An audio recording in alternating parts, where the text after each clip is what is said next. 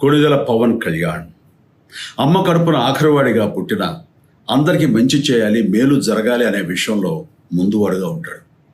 తన గురించి కంటే జనం గురించి ఎక్కువగా ఆలోచించే మనస్తత్వం నా తమ్ముడు కళ్యాణ్ బాబుది.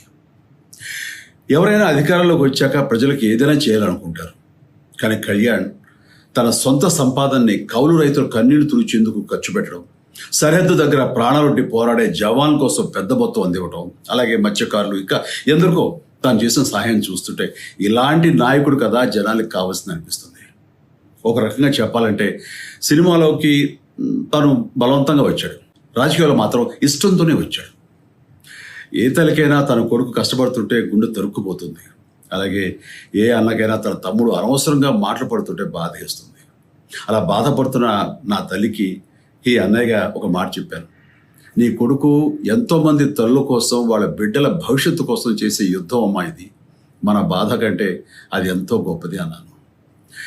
అన్యాయాన్ని ఎదిరించకుండా మౌనంగా ఉండే మంచివాళ్ళ వల్లనే ప్రజాస్వామ్యం మరింత నష్టం అని నమ్మి జనం కోసం జన సైనికుడు అయ్యాడు. తాను బలంగా నమ్మిన సిద్ధాంతం కోసం తన జీవితం రాజకీయాల్లోకి అంకితం చేసిన శక్తిశాలి పవన్ కళ్యాణ్. ప్రజల కోసం, రాష్ట్ర భవిష్యత్తు కోసం ఆ శక్తిని వినియోగించాలి అంటే చట్టసభలో అతని గొంతు మనం వినాలి.